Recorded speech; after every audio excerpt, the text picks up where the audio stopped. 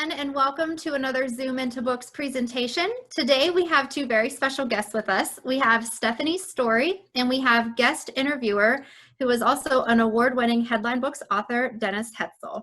Without further ado, I'm going to kick it over to our guest interviewer, Dennis Hetzel. Thanks so much for joining us, you two. Oh, I'm on. Thanks a lot. Great to be here.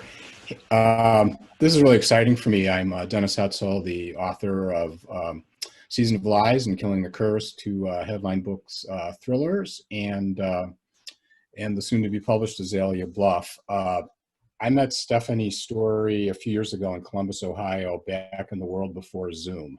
She was at a book signing. I found out about it on social media, and I was the executive director of the Ohio News and Media Association at the time, and it just, was in the middle of publishing my second book. So I thought, well, I'd like to hear what an successful author has to say. And I went, and it was sort of the classic serendipity moment. I think I would say we're friends, not just, fellow authors now, but also, when I was an editor, I wrote a lot about serendipity, which I thought was what makes journalism great. It's you don't know what you don't know. And I had no idea I cared much about Renaissance art until I read Oil and Marble, because great stories are always about people. And these are great stories about fascinating people, and you're going to learn a lot along the way about Renaissance art. So I'm really excited to have Stephanie with us today. Her two books, Oil and Marble, and the new one, Raphael, Painter in Rome, are doing very well. And so absolutely, there they are. They're available in many ways, in many formats. And along the way, I'd actually like to talk to you about the narrator of Raphael, which I think is pretty fascinating. But, give us your elevator speech to start with. Tell us a little about yourself and what the books are about, and I'll just take it from there. Well, first of all, thank you for having me here, Dennis, because you're right. I still remember that day, that night up in Ohio. It was when Oil and Marble, my novel about the rivalry between Leonardo da Vinci and Michelangelo, it just came out. And it was still in that early phase when I hadn't done many speeches, and I was so nervous. And you and everybody else at that event were so nice that it gave me courage to keep going and keep going out and giving speeches and keep going and selling the book. So thank you for that. No, I've been a television producer for almost 20 years, but I've written fiction every day since I was 7 years old. And so I'm the only person who I know who went out to Hollywood, where being a TV producer was my plan B. I was going to do it until I became a novelist, until I got these things. And then I did. And so now I'm an art historical novelist. My undergraduate degree is in art history. So I have a long, passionate love of people like Michelangelo and Leonardo and Raphael. And so I ended up putting those together in the books. So I do a whole lot of research. I climb in the backs of library stacks to find random old sources. I've been on a pilgrimage to see every Michelangelo ever on public display, just because I was that obsessed with him. And then I take these real life stories from history, of art history, and I try to turn them into stories that hopefully make these guys that we put up on pedestals, Michelangelo and Leonardo and Raphael, and we make them, I hope to make them people, actual human beings who come down to the earth and actually have struggles with creating their art and overcome those struggles. And they sort of fight through what the rest of us fight through. I think too often we go into a museum, we put these guys up on pedestals and they don't seem like you and I, Dennis, but really Michelangelo was no different than you and I, struggling to write a book as he was struggling to carve his marble, or Raphael was struggling to paint the walls of the Pope's private apartments in the Vatican, which is what's taking place during this one. That's the elevator pitch about me and what I'm obsessed with. But really fast, Raphael, which is the new one, which just came out in April, it's really about Michelangelo painting the Sistine and his great rivalry with Raphael, who was just down the hall painting the Pope's private apartments. This book is told through the point of view of Raphael. So it's all told as if in first person, as though he's sitting across a tavern table from you, telling you about that time he went up against Michelangelo in the deadly halls of the Vatican. Yeah, that's my opening crazy ramble. Dennis, how's that for you? That's pretty good. One of the things I remember from reading Oil and Marble that just struck me, and again, because I'm not a visual arts person, I have just, kind of an everyday, hopefully somewhat educated appreciation of it, but I never thought about it as much. You really brought home for me the idea of what it takes to like take chunks out of granite and have it look like a human. And then, of course, with Da Vinci, I never, having never studied painting, it really helped me understand, kind of what it takes. And I'm just curious as to, you seem to have kind of an educator's heart in terms of wanting people to appreciate, what it really took for these people to be so good with what they had at their disposal. But, how did you balance that with just the need to have a good moving story versus explaining how, the amber color was made, that kind of thing? Because it seems like it'd be a little bit of a juggle. It is. First of all, I love hearing from people who are not naturally art people. They don't have an art history degree. They're not huge fine arts people. Because that's sort of who I wrote the book for, were people who wanted to go to a museum and wanted to enjoy art, but just didn't have that natural background. And I wanted to show it to you, Dennis, and everybody else who doesn't really have an affinity for this stuff or doesn't really know much about it, but interested, why it's relevant to your life, right? So that's so important to me. And I think that's always the filter I put everything through. Whether you're talking about trying to tell you how fresco works, I spend probably 3/4 of an entire page, which doesn't sound like much, but it's a lot when you're reading, on how the process of fresco works, just so you can understand and appreciate the difficulty of putting a fresco, of putting paint into wet plaster before it dries so that it can become part of the wall. But the lens that I put everything through is trying to make it accessible and relatable and exciting to a viewer who wants to know about art and wants to be moved by it, but is not and doesn't know enough about it to. Look, I also come from Hollywood, so I'm going to admit that plot is very important to me. Plot is very important in your books, so you know where I'm coming from, where you like to keep the pages turning. That's really important to me. My favorite compliments, I don't know about you, my favorite compliment is when someone tells me I hate you because I couldn't go to bed because I had to read the next chapter and you kept me up too late. That's, to me, the greatest compliment you can get as a novelist. Now, the stuff you write has some of that sort of naturally in it, right? You write a lot of thriller stuff, so you're supposed to do that. It is not as normal in art historical fiction for me to try to keep you awake at night, but I do, because I think that plot is important, because if you're reading the plot that fast, then you can take in more information. You can learn a little bit more because you're sort of distracted by the story. Using the story over here to go, hey, here's the carrot of the fun story. Here's what you need to know. Here's what's making you turn the page. But at the same time, I can feed you the information about fresco technique and about carving into marble and about how difficult that process was physically on Michelangelo.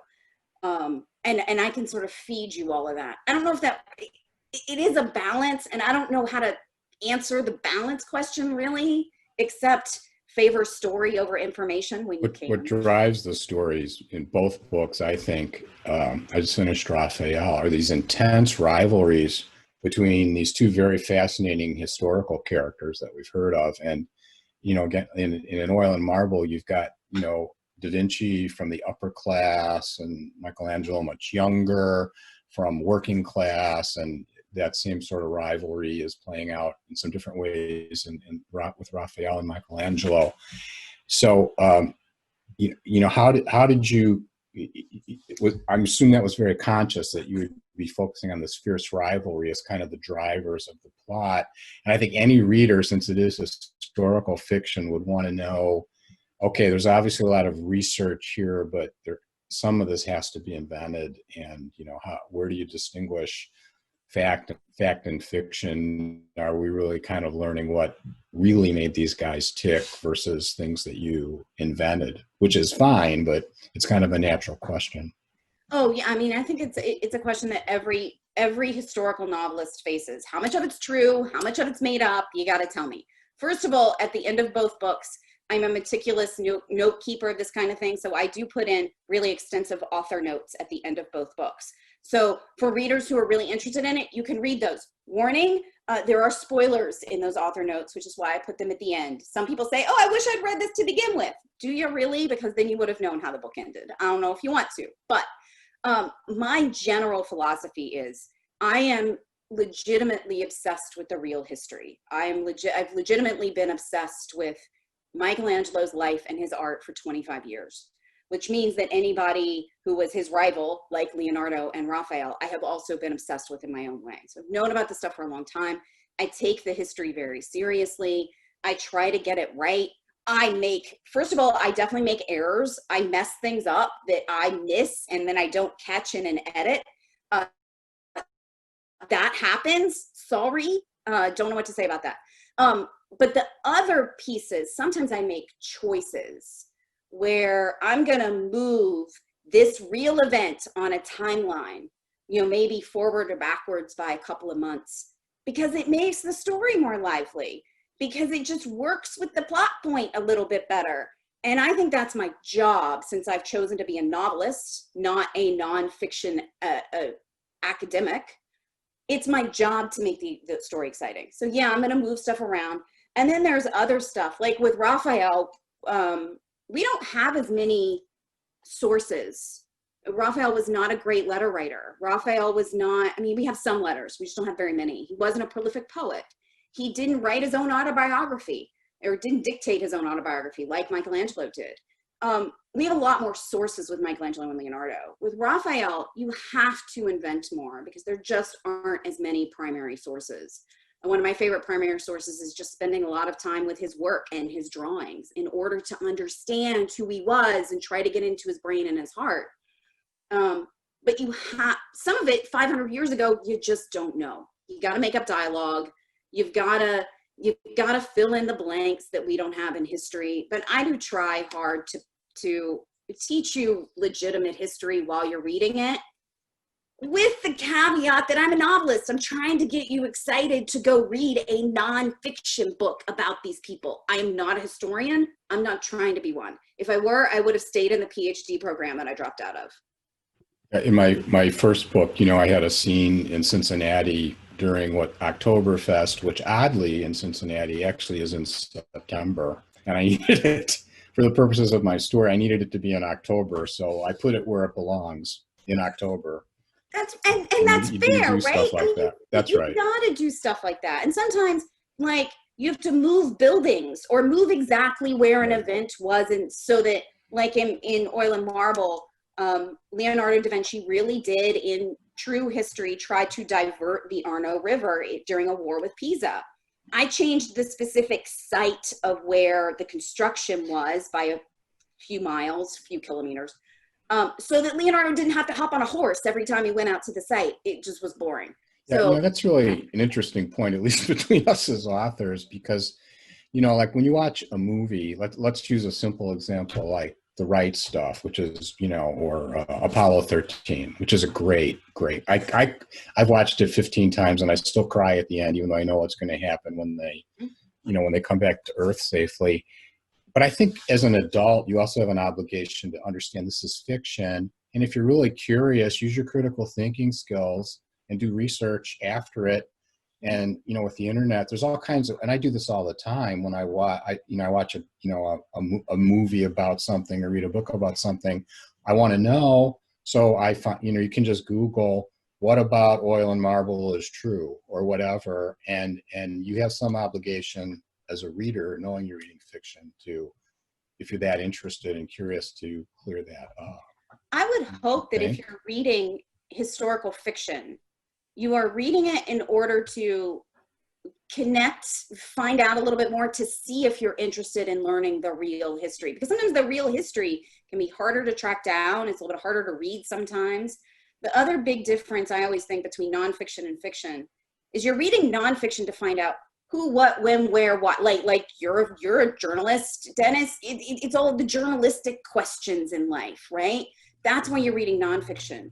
You're reading historical fiction to find out how people felt living through the who, what, when, where, and why, which history can't really know. Right. And I think it's true that you can get closer to truth, not necessarily fact, which are two different things. Easily to forget these days.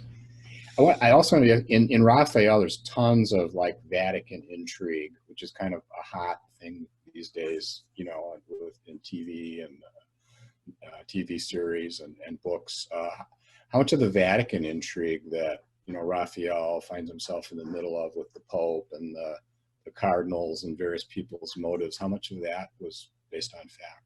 I've been long obsessed with the Vatican intrigue that went around, particularly this moment in the Michelangelo versus Raphael. Michelangelo's painting the Sistine ceiling. Raphael's just down the hall decorating Pope's private apartments.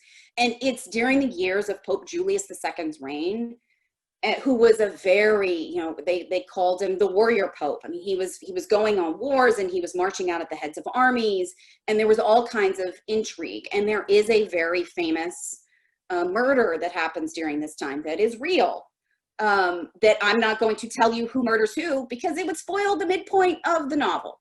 But someone murders someone at approximately the midpoint of his novel. And I've always been fascinated by the church and the amount of intrigue and the amount of conspiring there was between people and people really vying for power. You know, at the time, the Vatican was the power point of the entire peninsula. It had a lot of money and a lot of power and a lot of military strength, and armies were going off and invading other city-states. There was just a lot of that going on. There was a war basically between the Vatican and the French, who were marching down the Italian peninsula. I've always been intrigued about all that, so I wanted to cram as much of that as humanly possible into this book, because I knew it was my book to do it. I knew it was the place and the time and the book that could sort of contain a lot of that. Raphael is such a courtier, and he is so much a part of that he plays politics a lot in his life. He tries to get along with the right people so that he can get an advancement. And so the politics seemed like a really natural part of this. Plus, I've always just been interested in politics in general, so it was a place to sort of cram all of that. Yeah, some things never change. I think somebody said there's always been political intrigue and dirty politics. We just have better weapons now in which to, you know, heat seek our enemies. So I think there's some truth to that. Yeah, but it's all the same. Nothing changes. Yeah. I mean, you write primarily contemporary stuff, and I write historical stuff. And I feel like we're still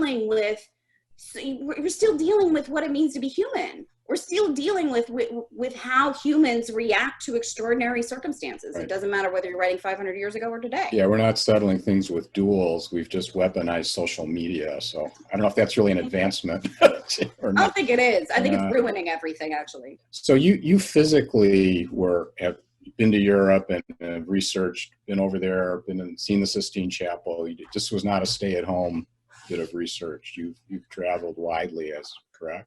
Yeah, I don't think I could do that. So the first time I went to Italy, I went to got my undergraduate degree at Vanderbilt University, and I spent a semester at the University of Pisa. And for those of you who've been, Pisa is like a 30 to 40 minute train right away from Florence. And so I went to Florence for the first time when I was 20, and that's when I first saw the David in person. And then we went down to Rome and we saw the Sistine, and we went to the Vatican and we saw the Pietà. And it like literally changed my life. And then I've gone back. I had been to Europe once before with a choir when I was 18, but that was the first time when Italy really hit me very hard. And then I've gone back many countless times. It used to be as often as I could go back, but this year there's been a bit of a damper on that. We haven't really been able to go, and I can't wait to be able to go back. Now I've spent an enormous amount of time in the Vatican and wandering those halls and thinking about what it would have been like for Michelangelo and where he was in comparison to where Raphael was, just down, because it's not that far away. When you're walking to the Vatican, you're walking through the Raphael rooms, which is where Raphael was painting, you know, during those years. So, yeah. So I just want to circle back for people who joined in a little late. I'm Dennis Hetzel, Headline Books author of Season of Lies, Killing the Curse, and soon to be published Azalea Bluff. And I'm here with Stephanie Storey, my friend and the author of the terrific historical fiction Oil and Marble and Raphael, Painter in Rome. So I understand Oil and Marble is going to be a movie. Is that what? Talk about that and where that's at, and maybe who you want to. I guess you don't have a say in who gets to play Da Vinci or Michelangelo, but You know, it's so lucky that I was out in Hollywood for so long, because I have no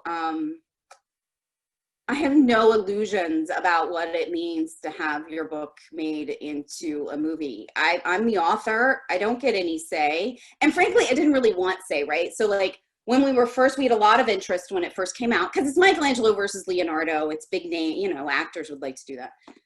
So I was taking calls with people, and I would just keep saying, I really genuinely don't want to write it. Like there were a couple of blips where I thought I was almost going to have to write the screenplay. I already made all of my choices in this book.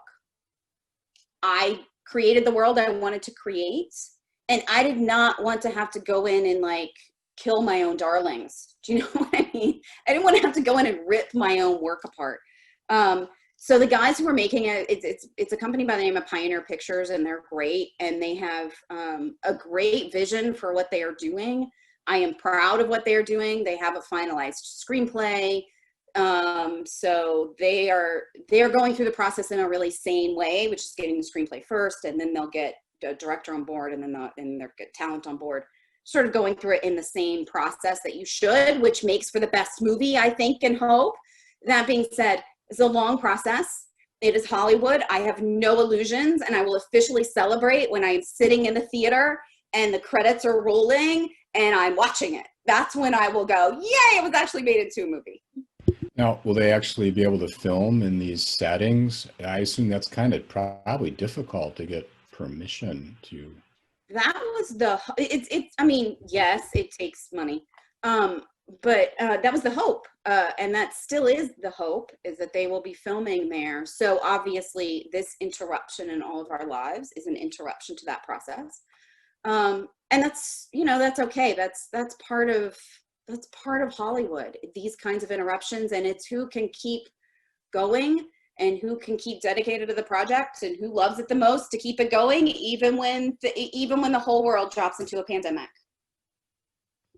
Kind of related to that, you know, with your background in television production, and some of the shows you worked on, which, you know, you can talk a little bit about that. I'm curious how much that informed you as a writer, and, you know, what you see as the strengths and weaknesses of both. It always occurred to me, like when you watch a movie on a book you really like, you see immediately they can't possibly get everything that's in the book into the movie. But they also, you can learn a lot about pacing, plot, you know, and so forth. So talk a little bit about that. So I spent 15 solid years working out in Hollywood, and then the last 5 years in and out, as I've also been traveling with the books. But for those 15 years, I was primarily a late night talk show producer. So in other words, if you go on a late night or just 5 nights a week of TV talk show to talk about your work, to promote your movie, your book, you're a politician and you go on one of these shows, you're whoever you are, filmmaker, whatever.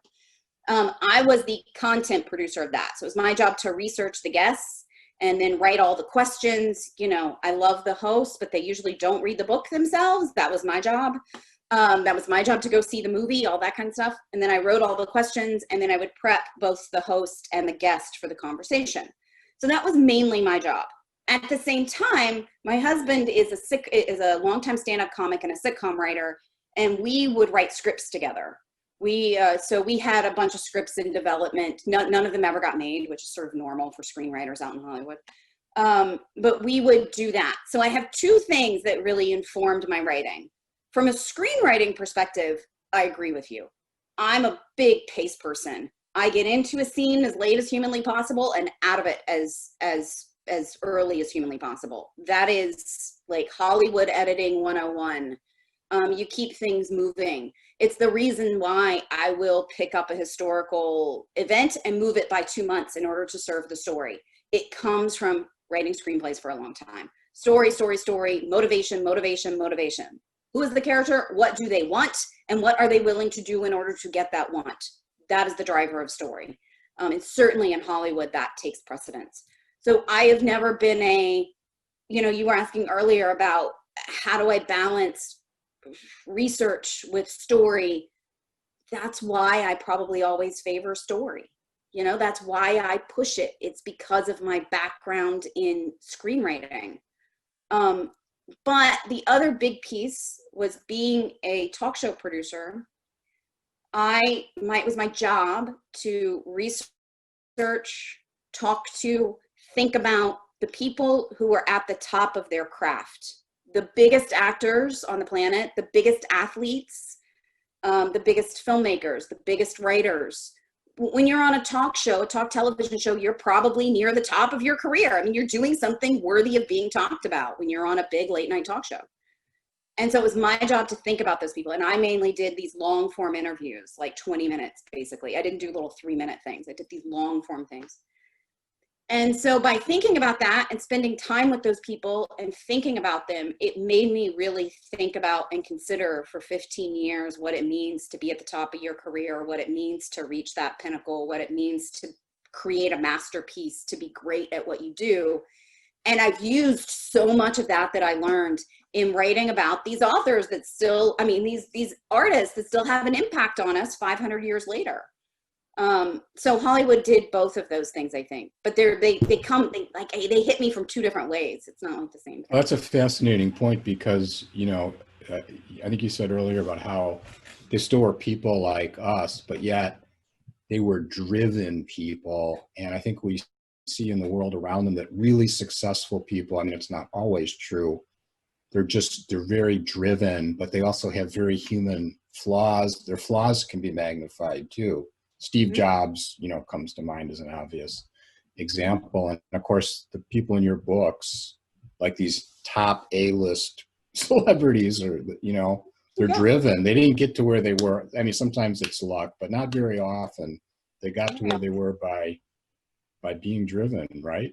By grit and hard work. And yes, there's some talent involved. There's also an extraordinary amount of hard work. And particularly with Raphael, he was like the rock star of his day. He was beloved by everybody in his time. Today, I think we do idolize Michelangelo and Leonardo a little bit more. But Raphael was, men wanted to be him and women wanted to bed him kind of a thing. He was a celebrity of his day. People would stop him and talk to him and recognize him and they knew who he was. And all of that level, when something you do lasts 500 years, or when something you do lands you at the very top of our A-list celebrity at this point, you have worked extraordinarily hard regardless of your talent level. You have really been, to use your word, driven. And I think that kind of drive is interesting. What creates the drive then? Yeah, as a guitarist, I was listening to they have an Eddie Van Halen tribute channel on Sirius XM right now. And I never was a big Van Halen fan. I'm a little older than when they emerged, but. My first concert. Oh my God. I was listening today to these songs while I was driving about an hour and I'm like, oh my God. Yes. Driven, passionate, thousands and thousands of hours of rehearsal that nobody ever saw. Yeah, forget the 10, like Malcolm Gladwell's 10,000 hour things. Multiply that by like 10. It's like 100,000 hours to get to that point.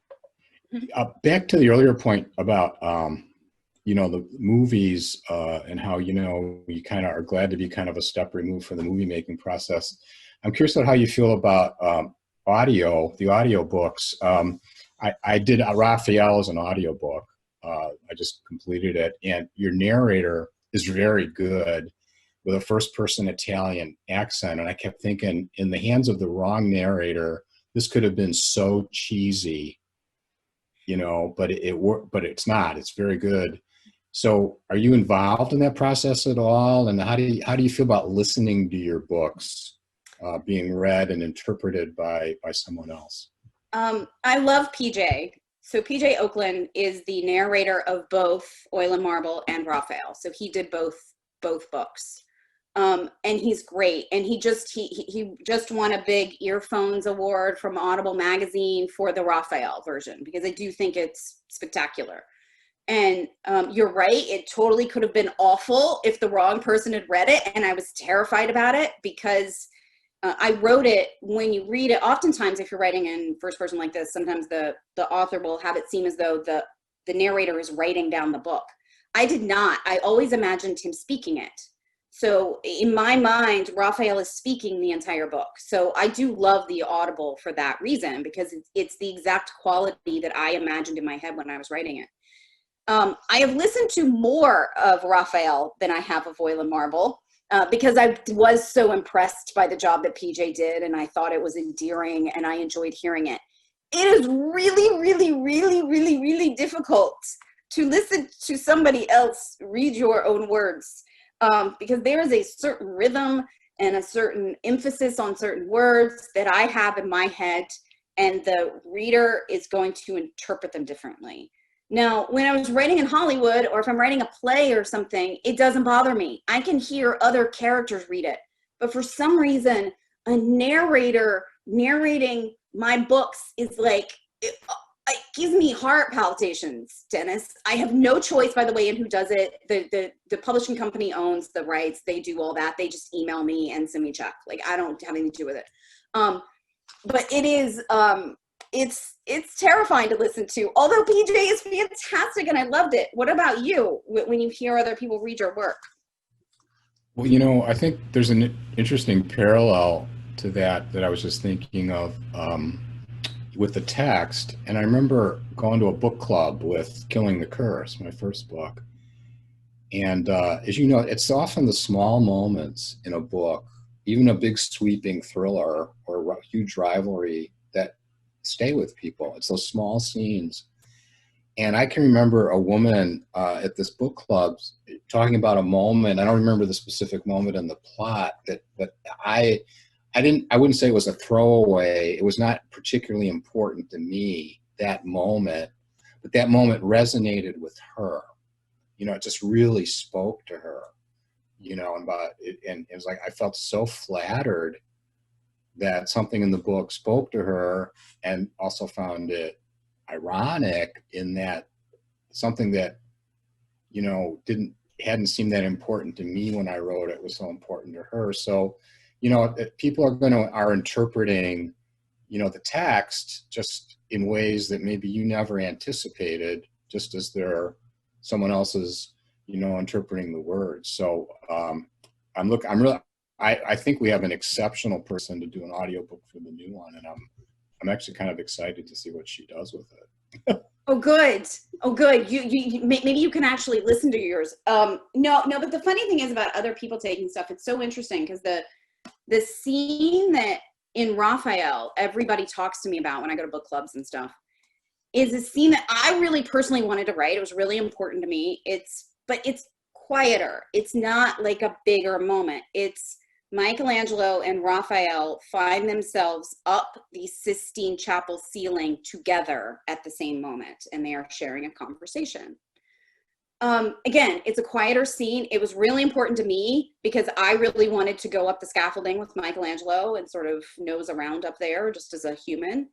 But I did not expect other people to care about it. I think when I wrote the draft initially, it was like 20 pages long. And the final scene is like, 6 pages or something. So I cut so much of it. And that's the scene that everybody's like, oh my gosh, being up the scaffolding with Michelangelo and Leonardo. I mean, Michelangelo and Raphael, that was like the thing. And I'm like, really? Because I thought no one would care. I thought I could just cut it, but I didn't want to. Yeah, I remember the one, they're drinking wine together and finding some common ground and bonding. That was, to me, a very powerful scene in Raphael. If they're going to be rivals, but they did find, they find ways to really respect. Well, I think they did. I think they did respect each other in some ways, even though Michelangelo claims his whole life he hated Raphael. I think he respected him in a lot of ways. And so that's what I wanted to show there a little bit, but it just surprises me that that's the scene that people are like, oh, I loved it. Okay. Well, we can't do one of these without talking about tips and getting published. A lot of prospective authors watch these things, I know, and people, I'm sure you do too. You run into people, I've always wanted to write a book or da da da da da. And of course, once you dissuade them from the notion of getting wealthy doing it, sometimes that stops them for all but a select few. But what's kind of like your 2 or 3 tips you give to people that really have the fire in their belly to be a writer and to try to get published? I think I used to really, really lean on the old advice that you have to write every day. And I still think that. I just think everybody says it. So I will say it anyway. Write every single day. I don't care if you aren't inspired. It doesn't matter. It is a job. Sit down and do it. I understand the feeling of writer's block, but I've never had it because I just go, yes, stop that. You have to sit down and write every day. But just as important, 2 other things. This idea of the fact that you have to work hard, even if you think you are naturally talented at telling stories, you have to study the craft and you have to understand what moves a story forward and the mechanics of it and how it works. You have to study the craft of storytelling and of just putting sentences together. You can think, oh, I can write English. It doesn't mean you can clearly communicate what you want to clearly communicate. And so I'm always a big advocate of telling people you really have to hold your own feet to the fire. You have to look at stuff that's been traditionally published in the way that you want to be, that's been popular, and you have to hold your book up next to it and ask yourself honestly, is my thing as good as their thing? And if my thing is not this good, then I shouldn't be publishing it, period. If it looks substantially different, stop. Pull yourself back and keep working at it. Keep working until my thing looks as good as this thing. And when I say this thing, I mean like compare yourself to Harry Potter and try to get there. One of my favorite quotes by Michelangelo is, the problem for most of us isn't setting our sights too high and missing our mark. It is setting our sights too low and hitting it. I think most people go, oh, my book's good enough. Then that's not good enough. So if you really want to be traditionally published, good enough isn't good enough. You're going to have to aim for more than that. So write every day, work really hard at your craft. And then once you've worked really hard at your craft, once you are sure that you can write as well as favorite author's name here, whatever that is, whoever that is for you, then don't forget to write about what you are passionate and what you absolutely love, because there is some magic somewhere, and I don't know what it is, and I don't think anybody can explain it to you. If you are writing about something you desperately care about, that you desperately think the world has to know, or else the world will crumble into dust and it will no longer exist, that somehow comes across on the page. And it's not because you're writing, I love this stuff. It's not because it's there on the surface and in the actual words. There's some magical quality that comes through in the writing when you read something by somebody who really cares desperately about what they're writing about. I think that's a really powerful point about passion. I remember in another Columbus book signing, I had a chance to meet Steve Berry, who of course is one of the, I'd say top 5, top 10 successful thriller writers we have right now. And I'll never forget this. And I'm paraphrasing to make, I don't have the exact quote in my head, but basically he said, there's this cliche that you write what you know, and I'm here to tell you that's not true. You write what you're passionate about. And if you happen to know something about it, you're off to a faster start. And in my first book, which involved, baseball, the Cubs trying to win the World Series, and then the president getting involved in a bigger plot, I've been a Chicago Cubs fan my whole life. I grew up in Chicago. And I was amazed when I did research for the book about the Cubs curses before they had won the World Series in 2016, how little I really knew. And I discovered stuff I never had known. So you have these assumptions of knowledge that you really don't have. And you have to do like that bad Geico commercial. You got to do the work, Devin, do the work. And, and the other thing about, if you don't have that passion, you're just going to get slogged. And I, with my background as a journalist, journalistic writing is not the same thing. In journalistic writing, quotes are like spice. You do an occasional quote only because you're taught to paraphrase, wherein, of course, in fiction writing, quotes, dialogue is not everything, but damn near almost everything. Often, you've got to put in the work. Oh yeah, you have to. But like in your first book, you could tell you loved baseball. And it's not because you said, I love baseball. It's because it comes out somehow in some magical bit of spice that you're putting that passion in. Not to mention the fact, writing a book, for those of you at home who are thinking about it, if you haven't done it yet, it's really hard. It takes a lot of time. And it takes 8,000 rewrites. It's not you do 3 rewrites. It's you go over every sentence. I always say that from my first draft to the one that actually gets published, there's not a sentence that's the same. There's just not. And if you're writing something where the first draft you write down, you have whole sentences that are the same as the published draft, I consider revising them. Consider making them tighter or better, or combining them or cutting them or something. Because it can always be better than the first thing that comes out of your head. The first piece is that piece of gold that you hammer into something beautiful, but it's not the final product. So do you work with critique groups or a lot of draft readers, or what's your process from conception to actually telling your agent or your publisher, okay, I think it's ready? One, I apparently hate myself. So I'm a very big self-critic. One, I will write it, put it aside, come back to it and rip it to shreds like it ain't mine. So I do that dozens of times prior to anybody ever reading it. So by the time I give it to somebody, it means that I am stuck. I can't make it any better on my own anymore. So I hold my feet to the fire as long as I possibly can. If that's 3 years of holding my own feet to the fire, it's 3 years. That's fine. It's only when I go,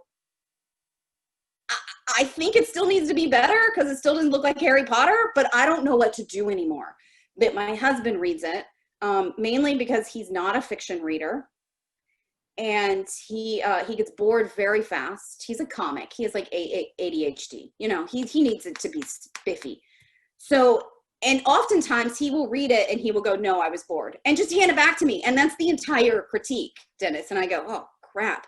Well, my first step is keeping him entertained. And so if he'll read the chapter and go, oh no, I'm ready for the next one. Good. Then I know I can move. Okay. So my other reader, so I have my husband. My other big reader is my mom, whom I love, but she was a school teacher. And so she'll come back and she'll go, didn't believe that. It's not working for me. This is not happening. And it's, and then I take it and I go fix it. And then my last person is always some person in my life who's a huge fiction reader. But I know by the time they have it, it's keeping my husband entertained, and it's keeping my mom's BS meter from going off. So I know by the time it gets to them, it's in decent shape. And then I have 2 or 3 of them read it, who are huge fiction readers, and they will circle other places like, oh, I wanted a little more character here, or I got a little confused here, or whatever. And then it goes to agents and editors. So the takeaway is always listen to mom. Always listen to mom. And mom knows what's going on, even if you don't think she does. That's right. We all, I have two unrelated questions as we wrap up. The first is, I'm just curious about this. Are there any contemporary artists or artists post-Renaissance that you think stack up to these heroes of yours? My next novel that I'm working on now, I'm leaving the Italian Renaissance. And it is decidedly more modern. I'm not going to tell you exactly what time frame or anything else, but it is hundreds of years post these kids. And part of the reason I will go back to the Italian Renaissance at some point, because I'm not done yet. But I needed, you get so like steeped in your material, Dennis, you know how that is. You get like, you're like, I need a break. I need to think about, I need a different perspective. So I went to a different time period in art history that I've also been obsessed with since I was a kid. It is also a life-changing, world-changing period of art history. I am not going into obscurity. I don't know that I will ever dip into like obscurity particularly. I'm really interested in big moments and big times that have major impact.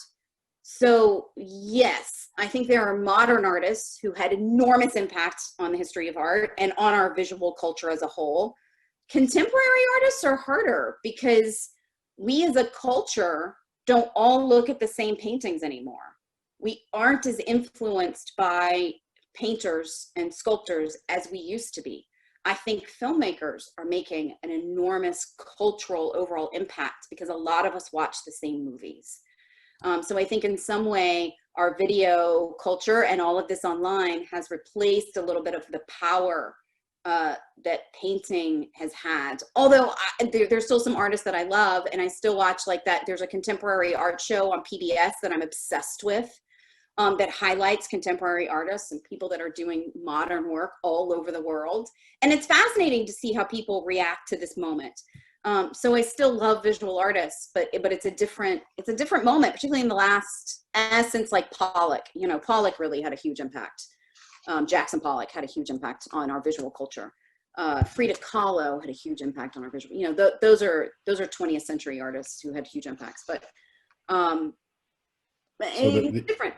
So this, yeah, the segue actually ended up being connected because my question was, what's next? And then we have actually a comment here from Facebook, a fellow named Stephen Robinson talking about, I love your zeal and passion toward writing. You caused me wanting to restart my novels and to rip my memoir and novels once again. I've come to understand the arduous task of rewriting and editing. So say we all on that.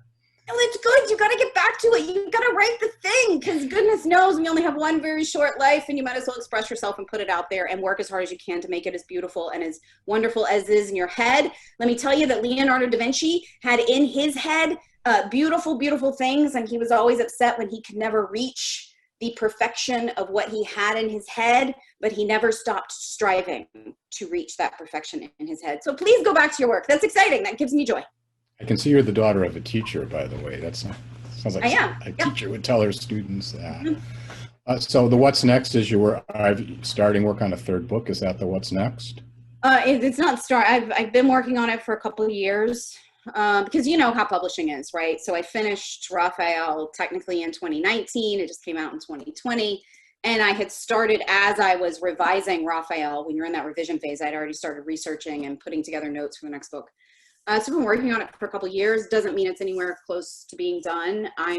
After producing TV for almost 20 years, Dennis, and putting out show after show after show, 5 nights a week, churning out content. I take my time with my books because I can and I like to. So yes, so it's still art historical fiction because I hope to write that until the day I die. But I have moved time periods and I've moved countries and I've come a little bit more modern. And I'm dealing with some interesting things that I'm very excited about. Well, that sounds very exciting. So I think on that note, we're probably about ready to wrap up. Your books are available just about anywhere and everywhere. I assume that's correct. Amazon, Barnes & Noble, indie bookstores, which deserve everyone's support. Mm-hmm. Independent bookstores. And the Audible's fun because PJ's great, as Dennis said. The Kindle, if you're a Kindle reader, is also fun because I spent a ton of time putting links into all of the artworks. As you get to an artwork, when it's a good time to actually see that piece of art, you can link to the piece of art. It will take you to my website and you will have exactly what I want you to see on my website. And then you can go to my website for more information. So if you were wondering about, hey, what's true and what's not, a lot of that stuff's on my website at stephaniestorey.com. And periodically I add random stuff to that website just out of joy. I don't know. Well, let's give a Zoom round of applause to Stephanie Storey. We'd be just delighted to have you with us today. And I'm Dennis Hetzel. This has been Headline Books, Zoom into Books. And this will be available on Facebook Live and archived on the Zoom into Books website and Facebook page. So for those who want to watch it or rewatch it later, it'll be there. Thanks a lot for joining us. And get Dennis's books too. I love them. I'm a big fan of his. Thank you. Bye, everybody.